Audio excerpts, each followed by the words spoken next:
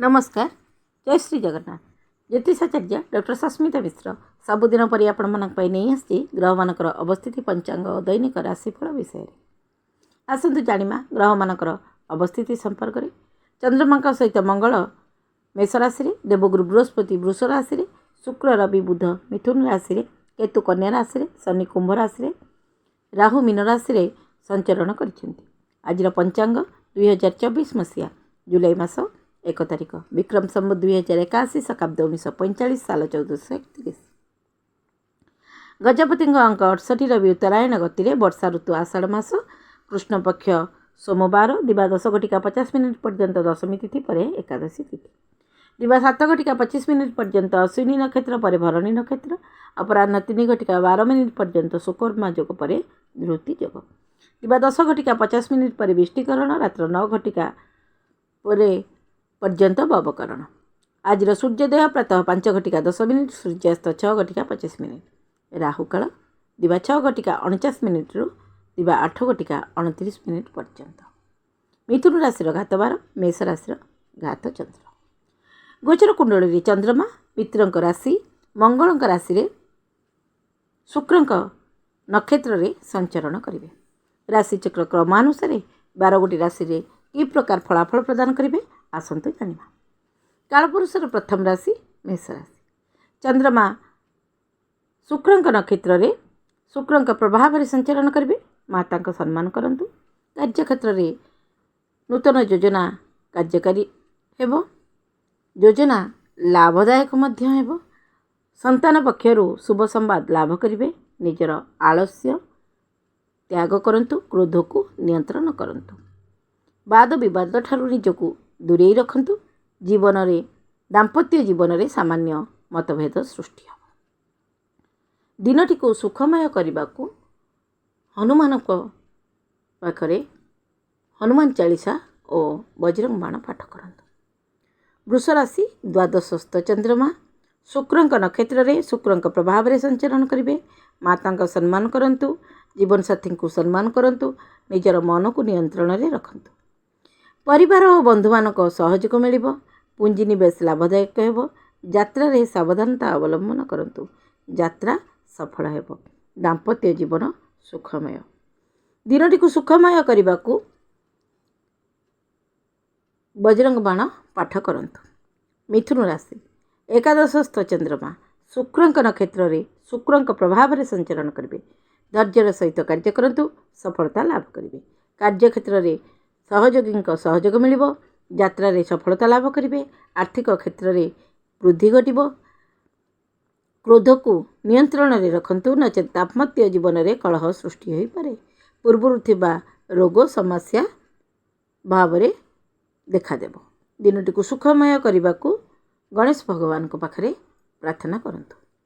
कर्कट राशि दशमस्थ चंद्रमा शुक्र नक्षत्र रे केतु प्रभाव में संचरण करेंगे। गुप्त कथा सार्वजनिक करंतु नहीं। कार्यक्षेत्र में नूतन योजना कार्यकारी हो पारे और कार्यस्थल परिवर्तन जोग रही।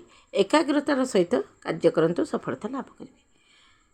जानवाहन क्रय करिपारंती। बाणी रे नियंत्रण रखंतु। दाम्पत्य जीवन सुखमय। विद्यार्थी प्रतियोगितामूलक परीक्षा रे सफलता लाभ करेंगे। पिता स्वास्थ्य रे समस्या देखादेव। दिनटी को सुखमय करने को शिव रुद्राष्टकम पाठ करंतु। सिंह राशि नवमस्थ चंद्रमा शुक्र नक्षत्र रे देवगुरु प्रभाव में संचरण करेंगे। भाग्यर सहयोग मिल। अटकी कार्य संपूर्ण हो।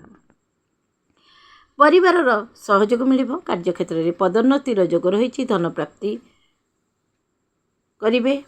पुराणा बंधु सहित साक्षात हो पारे। जीवन साथी सहयोग मिल। वाद विवाद ठारू निजको दूरे रखंतु। विद्यार्थी मानकु सफलता मिल। दिनटी को सुखमय करने को प्रातः काल हनुमान चालीसा पाठ करंतु। कन्या राशि अष्टमस्थ चंद्रमा शुक्र नक्षत्र रे शुक्र प्रभाव में संचरण करेंगे। सावधान रुहंतु। स्त्री वर्ग को सम्मान करंतु। कार्यक्षेत्र में सफलता लाभ करेंगे। कार्यक्षेत्र में अधीनस्थ कर्मचारी सहयोग मिल। यात्रा रे सफलता लाभ करेंगे। अर्थ देन नेन करंतु नहीं। जीवन साथी भावना को सम्मान दियंतु। जीवन साथी सहित भ्रमण रे जाई पारंती। दिनटी को सुखमय करने को माता लक्ष्मी को आराधना करंतु। तुला राशि सप्तमस्थ चंद्रमा शुक्रंक नक्षत्र रे शनिदेव प्रभाव रे संचरण करिवे। दाम्पत्य जीवन रे पूर्व थिबा मतभेद प्रति सावधान रुहंतु, नचेत दाम्पत्य कलह वृद्धि होई पारे। कार्यक्षेत्र रे लाभदायक परिस्थिति सृष्टि हेब। बुझी विचारी गुरुत्वपूर्ण पदक्षेप नियंतु।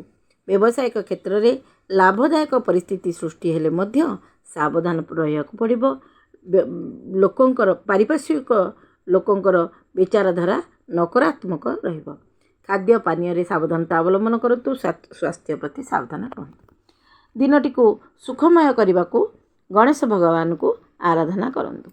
बिछा राशि षष्ठ चंद्रमा शुक्रंक नक्षत्र रे शनिदेव प्रभाव रे संचरण करिवे। कार्यक्षेत्र रे नूतन योजना कार्यकारी करंतु नहीं। पूर्व थिबा कार्य संपूर्ण करने को चेष्टा करंतु। धन देण नेण करंतु नहीं।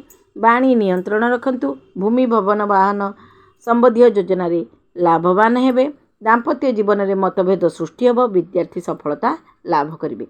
यानवाहन चलाचल रे सावधानता अवलंबन करंतु, नचेत दुर्घटना घटिपारे।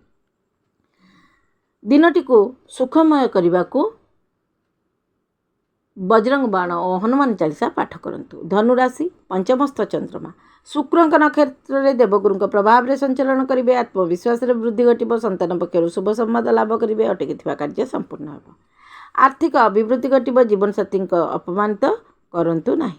वाद विवाद ठारू दूरे रुहंतु। विद्यार्थी मानक सफलता मिलिबो। दिनटी को सुखमय करने को शिव रुद्राष्टकम पाठ करंतु। मकर राशि चतुर्थस्थ चंद्रमा शुक्रंक नक्षत्र रे बुधंक प्रभाव रे संचरण करिवे।